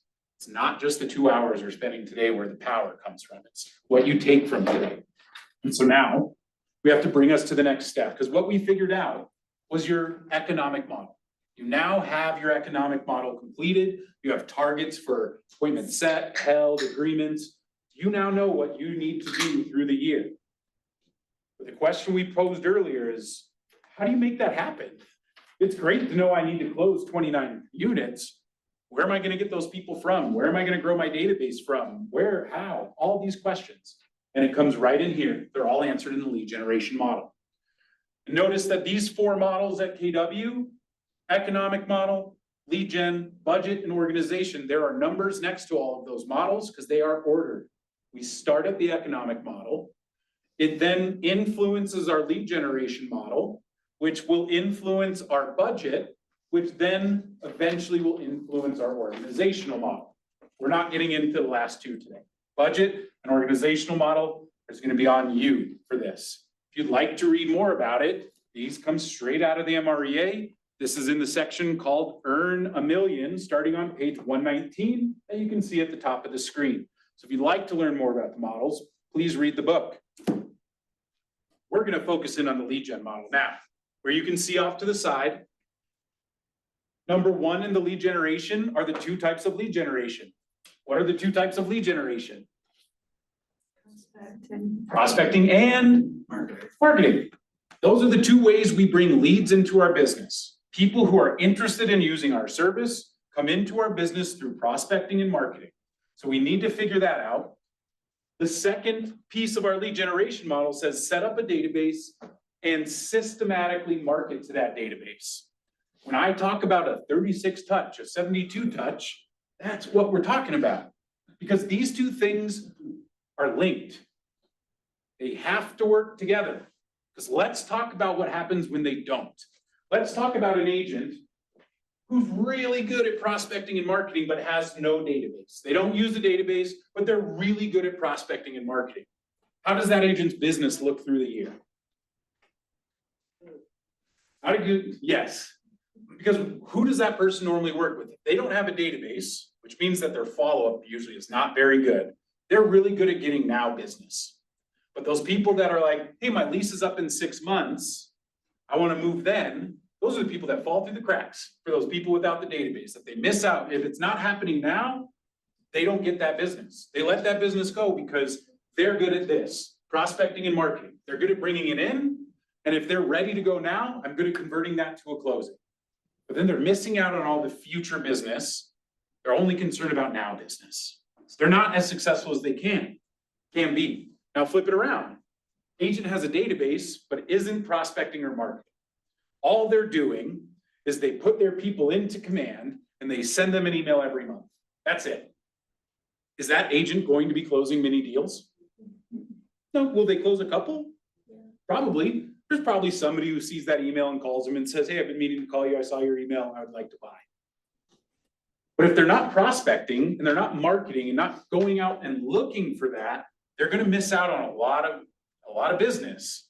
And so if you're doing a lot of lead generation, prospecting and marketing, but have no database to follow up with people, you're leaving money on the table. If you have a database, but you're not prospecting and marketing, you're leaving money on the table. But when they work together, this is where it starts to make sense, because the person who's good at prospecting and marketing, who then takes those leads and converts them, and the ones that don't convert into immediate sales, they put into their database to be cultivated, where they're being touched on a regular basis, they're being communicated with on a regular basis, so those people who are further out in the future stay in the pipeline. We still keep the communications going. We set up our reminders, we set up our drip campaigns to utilize our database to convert those longer timelines that aren't immediately ready. They work hand in hand together. And when you have one without the other, they just don't make sense. It doesn't make sense to do all this work, but when they are paired together and utilized the way they should be, your database becomes one of the most important foundational pieces of your business. If you ever aspire to sell your real estate business as a retirement strategy, well, guess what? You don't sell the logo. Yes, that's part of it. That's not what they're buying. What does somebody buy when they buy your real estate business? They buy your database. They buy your database, you guys. They buy all the people that you've closed with, that you've built relationships with, that they've built trust with. When you buy a real estate business, you're buying the data. You're buying the logo and the name and the market goodwill, all of that. But if you have all that without a database, no one is paying you money for just the brand name. Because if there's no database behind it, who are we calling to continue that branding? Who actually has confidence in this brand? You are selling your database. One more conversion or piece. Take a look at this graph. I'm not going to explain it. I want you to look at the bottom of the graph, the side of the graph, and look at what it's doing and tell me what do you learn when you see this graph? Well, first, what's it telling us? Before we say what we learned, what's it telling us? How many people are in your database related to how much money you're bringing in? Exactly. How many in the database versus how much money. And these are averages in Keller Williams. So they took all the Keller Williams agents, looked at their number of contacts in their database, looked at their GCI, took the average of these categories, zero contacts, 1 to 10, and so on and so on. What conclusion can we make from this graph now? More people, the more money. The more people, the more money. It's that simple, y'all. But I also want you to know that not one of us had a goal in here under 100 grand. And if I look at this on average, how many contacts should you have in your database to make $100,000? Between 500 and 1,000 people in our database. How many of you have between 500 and 1,000 people in your database? Not many of us, one of us. And their goals are bigger than that. They still need to grow their database for their goals. This should be part of your business, is not just maintaining your database, but growing it every year. Because if you want your business to grow, you should want your database to grow.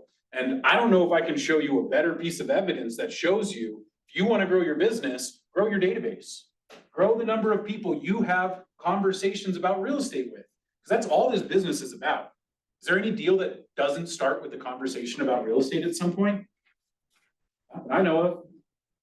And so when you intentionally make those conversations happen, that's what lead generation is about, is intentionally making conversations about real estate happen so that you can have more people to talk to and do more business. But if you only have 100 people in your database, it's going to be tough to close 20 deals. Just not enough people. People don't move enough or buy enough property to only work with a pool of 100 people. I mean, if those were all investors that wanted to buy 5 to 10 properties a year, different story, right? I don't know anybody who knows 100 investors. Mostly they work with like 4. But you guys get my point, right? Your database is the foundation, not just because this is what gets our marketing and communication out, but this is our foundation because this is where the true value of your business is within the data that you hold and the relationships that you build with the people in it. That is what your database is about. The more you can pour into it, the more it's going to give back to you. Okay? And so let's do a little work around our database. So number one, how many contacts are in your current SOI or just your current database? If you don't know, very easy to check in another report, because we can close our goals report. If you come in here and look for the database overview report, database overview. Is this saved, my goals thing, or would I have to do it all again? Oh, it's saved. So if I come back to goals, this is what's gonna pop up. Yep, as long as you choose 2026 again. But it will default back to 25. So you can see in your database overview report, there's your total contacts in command.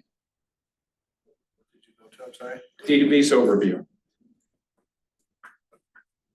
Another one that I star the database overview so it shows up at the top of my list as well, because I want to come in here and check on these numbers regularly. We'll talk about more of them in a moment. But if we look, how many contacts do you have now? How many contacts do you need to meet the goal? And what's your difference? And I don't have a spot on our student guide, but just write it down off to the side. What is your contact growth goal? Which is just current contacts minus contacts you need to meet your goal. That's your difference, which is your target growth, contact growth. Numbers not adding up, Bob? Can't get that report that you report back to. Reports. Bob, I'm gonna make you sit up front next time. Can't have you in the back of the class. I need you closer to me so I can just. I thought it was totally failing. It's How I if I looked at wanted to do this, they used to put percentage in of your data. database with number. I was like, I put myself a big F because I don't have all my names in. You still might be an F, don't worry. Yeah, I know, believe me, that's, every class I go to, I feel like that when I watch home, it's like so overwhelmed. Okay. Database growth number. Now you see on number 5, this number will help you, but we need to do one more calculation for number 4 first. Sorry, I have my slides out of order, you guys. There we go, that's what we want. Let's go back to number 4 real quick. This one is important because your lead generation comes down to one thing. One of the hardest things to do in our business is to lead generate well. It is maybe something that you have the most fear and most mental obstacles to overcome with your lead generation, making those contacts happen, making those attempts happen.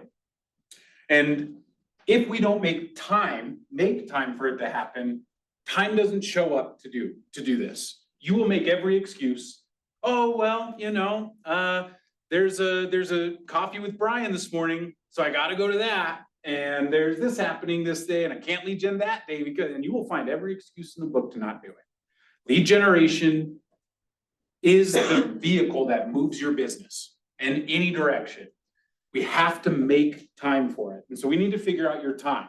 The first thing I need you to figure out is how many weeks are you willing to work next year? Nobody's gonna make you work all year. And I'll tell you, there's only 52 weeks in a year. You can't work more than 52. You'll also lose about 4 weeks to just holidays. Just your standard holiday schedule through the year. Most of you won't work more than 48 weeks. Most of you shouldn't be working 48 weeks. You need to be taking vacations or time off, whatever that looks like for you. And this is something you need to be planning now, the time you're going to take off. And all I'm asking you to do now to figure out is not what week or when you're going to take off or go to what vacation. I just want you to commit to working a certain number of weeks. 48, I would say, is the maximum. Put down what you are willing to do on your paper. Number 4, first one. Work weeks in 26. How many work weeks do you want to work? Then below that, you're going to tell me how many days per week you're willing to commit. And look at the red box on the screen. Workday equals lead generation. If you do not lead generate, it is not counted as a workday. You go to 2 showings on a Saturday afternoon for 3 hours, not a workday. You are working. It is not counted in this total. Sorry, this is just the business. It's how it works. Because eventually you're going to leverage that out. And your goal should be to eventually stop doing those showings, right? For 2 hours on a Saturday, that's something you pay another agent to do. At some point, some of you are those agents that are going to be the one doing the showings for some of the other agents in this room. That's good. Go get paid to practice somebody else's client, because you can't lose somebody else's client. Hopefully you won't lose it for them. But I want you to get clear that you shouldn't be saying, I worked today, unless you lead generated that day. Period. And if you didn't make time for lead generation because your day blew up and this contract was going great, and then all of a sudden the house's roof blew off in a windstorm and now you have to figure this out, is that going to happen? Yeah. Life and real estate, it will happen. Grace is where you look at then, because it's going to pull you out. There's going to be days you worked your butt off and you didn't get to lead generate because your day blew up. Have grace and go, I'm not going to let that happen next week. How can I make sure that if a deal blows up, I don't lose out on my lead gen time? Because this is what drives my business. Okay? It's not easy. Have some grace with yourself, but don't let the exceptions of the days blowing up become the rule of how you operate. But it is going to happen. Have grace with yourself. Set a plan up. Your time is your most valuable asset as an agent, and how you use it will determine your success. But when I say workday, days you're willing to lead generate. Put it in here. And then you'll see the last box says appointment set goal. If we know the total appointments we need to set for the year, and we know how many weeks we're going to work that year, how do I figure out my appointments set goal per week? I know my total appointments I need to set. I know how many weeks I'm going to work. How do I figure out my per week appointment total? Work weeks divided by appointment set. Almost. Flip them over. Appointment set divided by work weeks. So you're gonna take your appointment set that we circled earlier on number 3. You're gonna divide it by the number of weeks you're willing to work. That's gonna give you how many appointments you should be setting each week. And if somebody gets a decimal, what should we do? If you get, I need to set 0.8 appointments a week. Round up, always. On these, round up. If it says 1.5 appointments a week, 2. 1.1? 2. And he knows that. And so if he 1.1 really means every week you should be setting 1, and off of every 10 weeks, somewhere in 10 weeks, you need to set 1 more. Right? 1.5 means you need to set 1 week to the next, 1 week to the next. You can figure out that math, or if you want to sit down with me, I'm pretty good at math, and I can help you figure out like a rotational, but don't get that into the weeds. Just go, my goal is to set 2 appointments. Period. And know that because if you do that every week and you know your goal is 1.1 a week, what's going to happen to your business? You just do more. It's too big. Yeah, it gets too big too fast. Hopefully not too fast. But that's the point we're trying to get to here, because we know we can control activities that get us to set appointments. Now we know each week we have a target. Every week that you work, you now have a target for how many appointments you need to set. And if we look at number 5, we can do a similar calculation for our database growth. That goes back to this question. Here, how many contacts in our database? How many to meet our goal? What's the difference? Well, if we just take the difference and divide by our work weeks, that tells us how many contacts we should be adding to command per week. Now, this one is very dependent on your strategy. Because if I was doing open houses, I probably wouldn't have a weekly goal.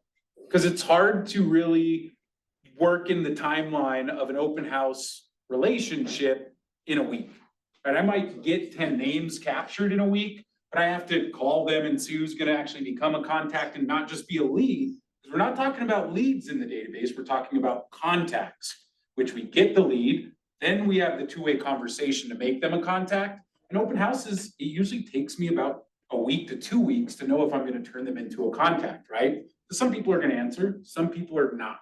And it takes me a little time, so I might just have a monthly goal if I know I'm gonna be doing open houses as my main strategy. I might just have a monthly goal for that.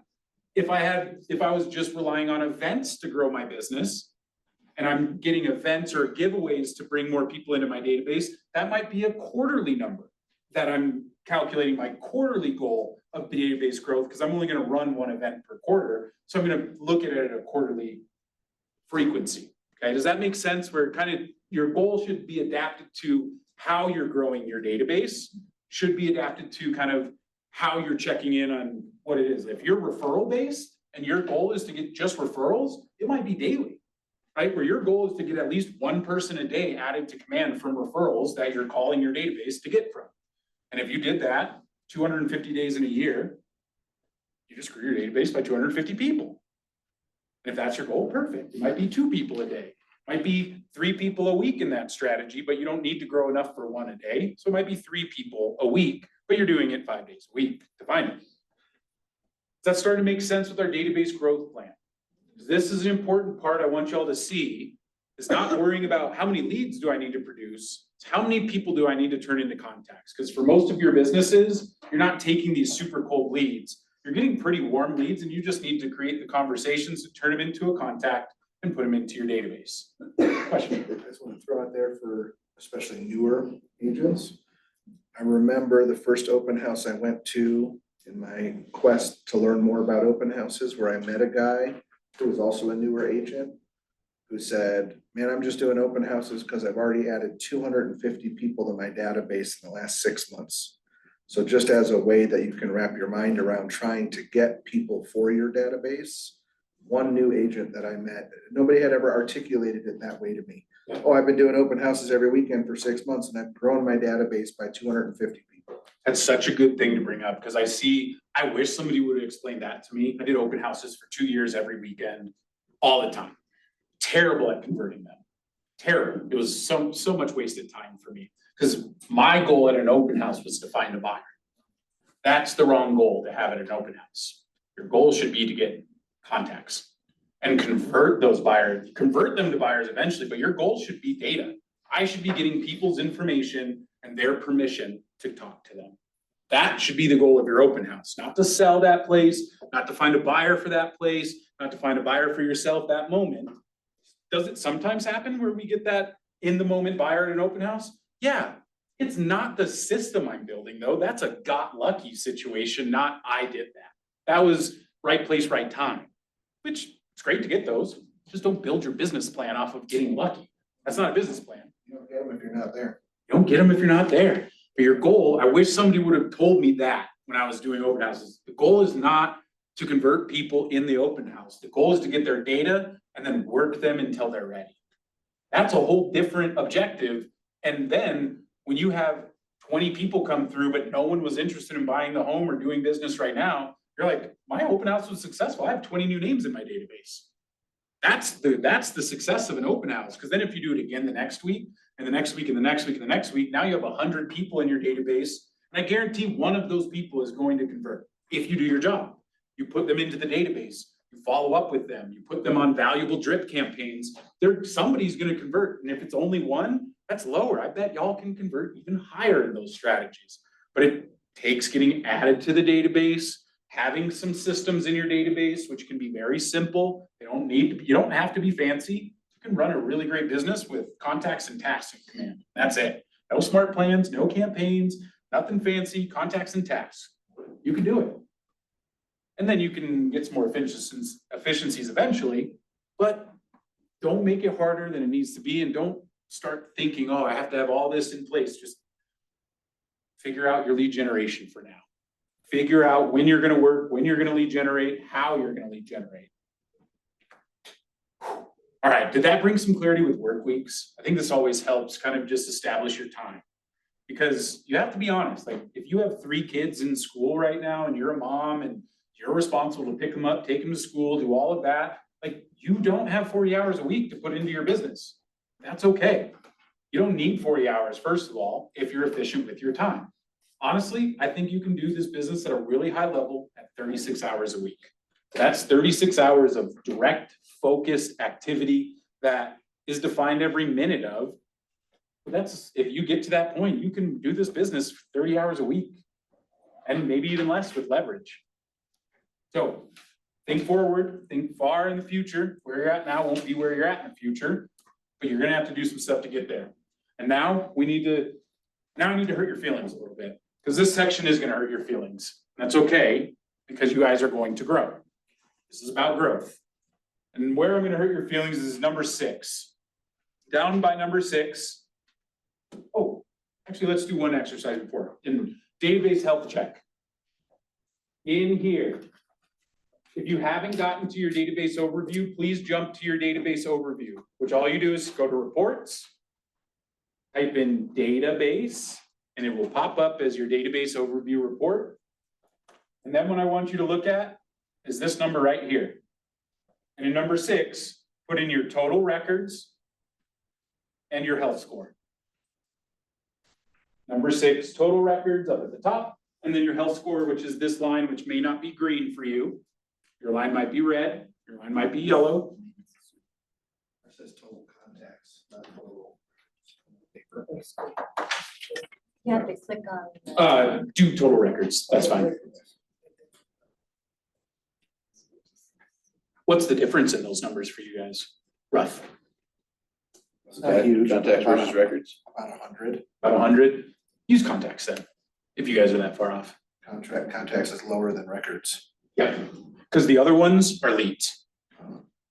If you see a difference between total records and contacts, is there are some people who are designated as leads. And if you don't know what I mean by that, in command, when you click on somebody, y'all see that little mark as lead box?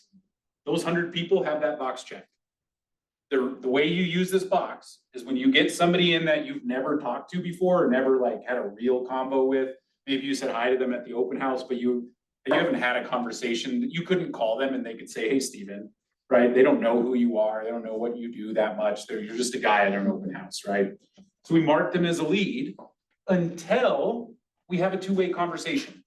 Once they respond to an email, once they respond to a text message, they answer my phone call, they give the smoke signals back to me, whatever it is, that's when I uncheck the box, indicating to me that they're now a contact, not a lead. Lead is somebody I have the right to a one-way conversation with. Contact is somebody I have two-way conversations with. I've been doing that backwards.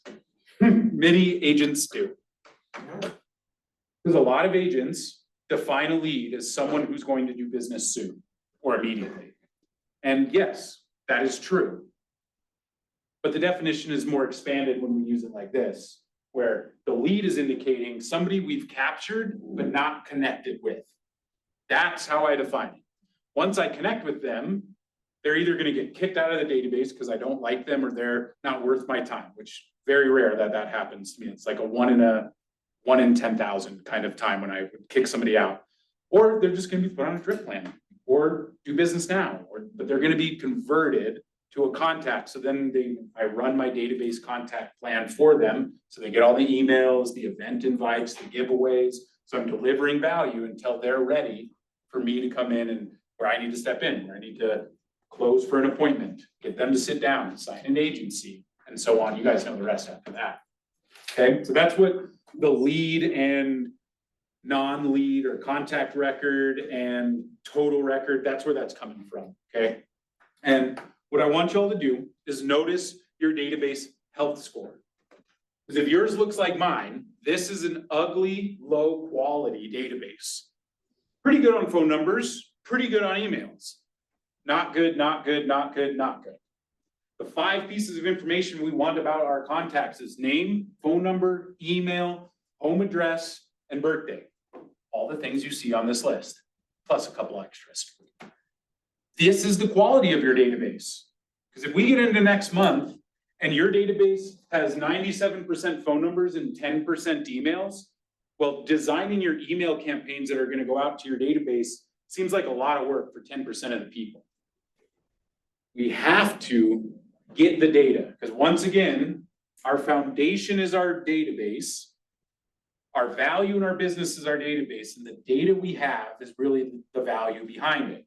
If I have a bunch of names and phone numbers, is that as valuable as a bunch of names, phone numbers, addresses, emails, and birthdays? Which list would you want to have as a business owner? Names and phone numbers, or all 5 must-haves? It also makes your job easier to be valuable. If I know where somebody lives, I can be way more valuable because I know they at least care about the real estate at some extent where they live. I can be better as an agent. Command can work at a higher level of automation when we have this information as well. It's going to give you more value if you get more data about people. This is how you can track it. Because if you come in here and you've been working your database, you go, Stephen, my numbers were bad. So I decided from the rest of the year, I'm going to call everyone in my database and ask if I can send them a birthday card. That's it. Just going to say, hey,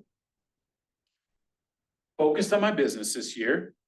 Would it be okay if I sent you a birthday card?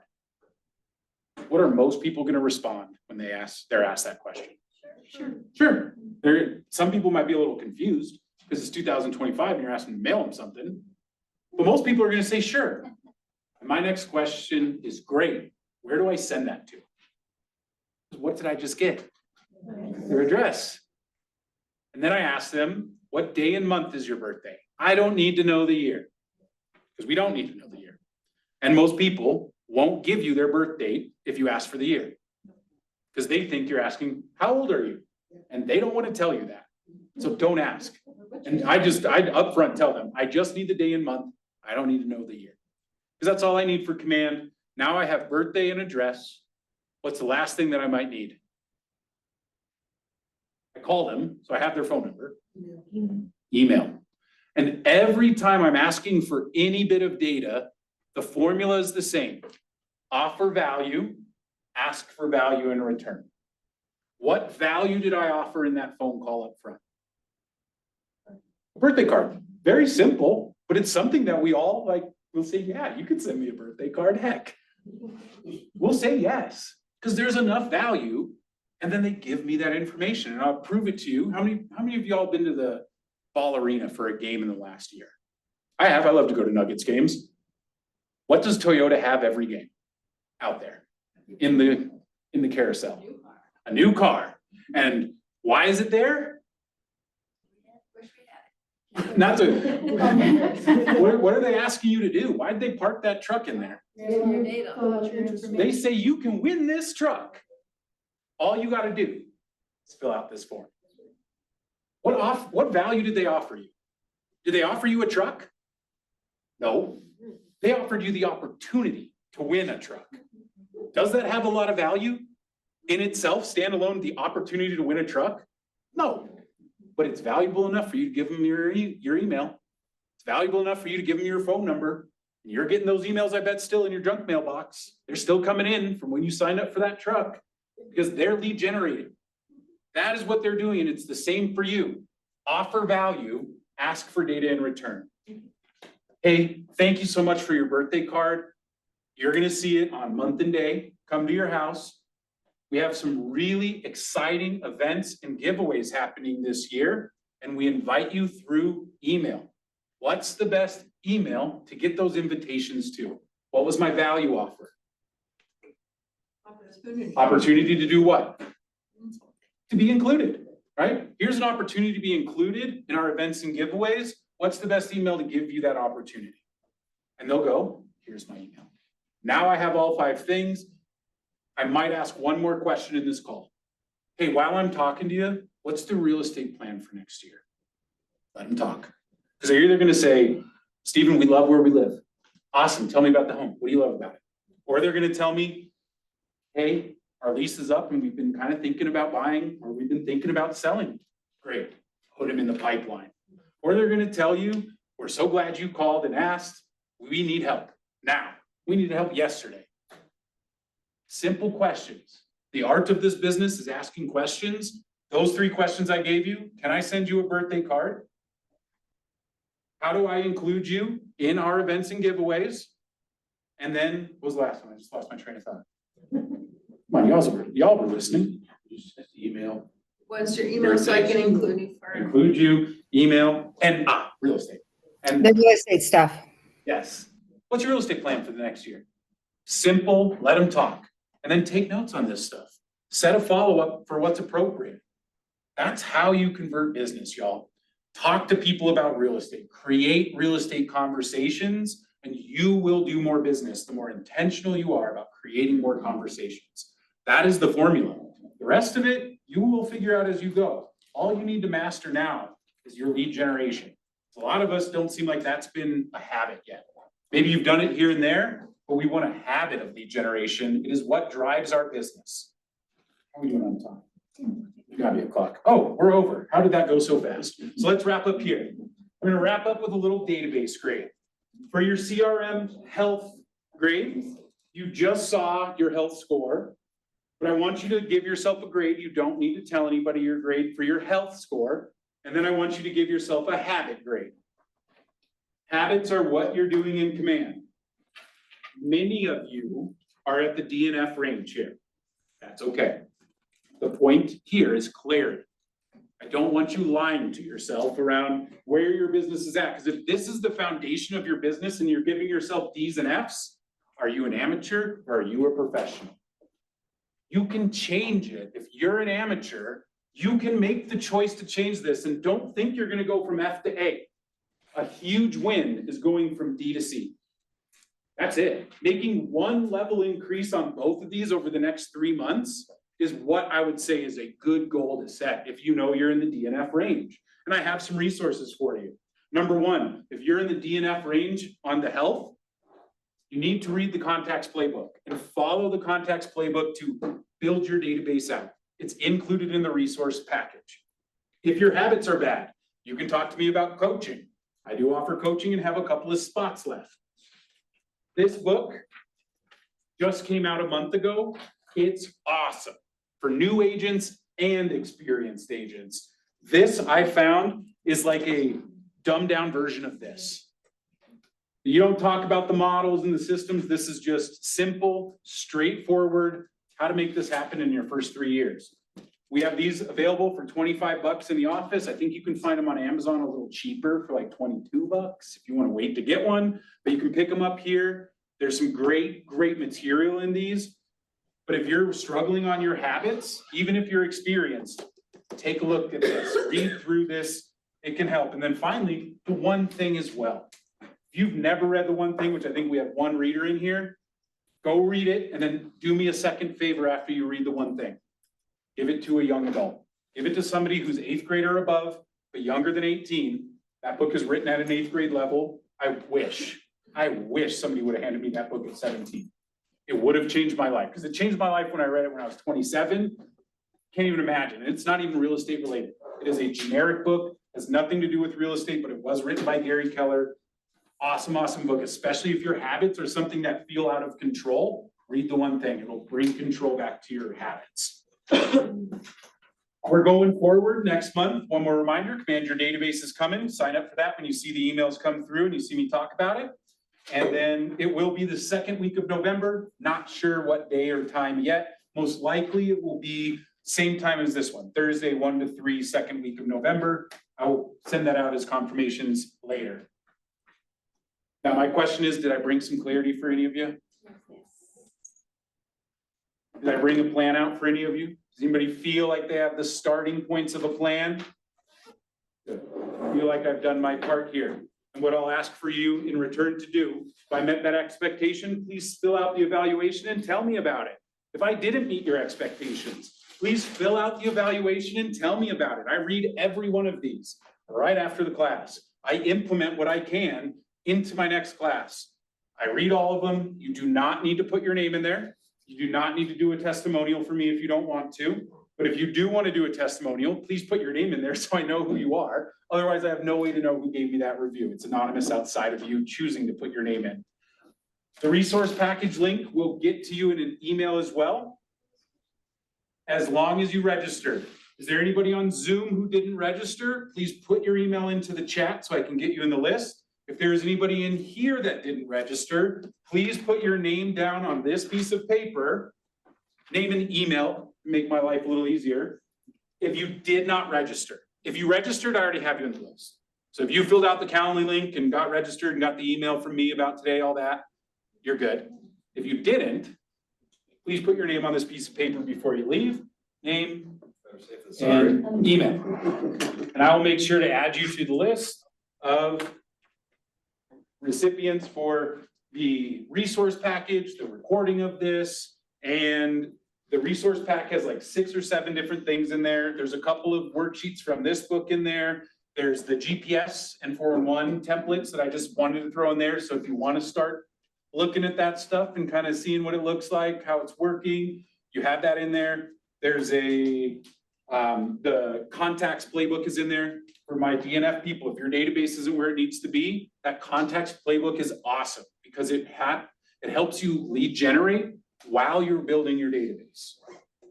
It's very similar to what you heard me talk about. You're going to see in that contacts playbook. So take a look at it. Thank you all so much for coming. I hope to see you next month. If you have any questions or want to sit down one-on-one, reach out to me. I'm happy to help. Thank you again, y'all. Thank you. Does anybody know if there's a copy for closures tomorrow morning? There is. Faith is ready. Who's running it? Faith. Oh, cool. Yeah. Oh, yeah. Everybody flash. We got Peter in here. We got Lisa. Thank you guys for putting your names in here. Thank you all for coming on Zoom. Have a great day. Reach out if you need.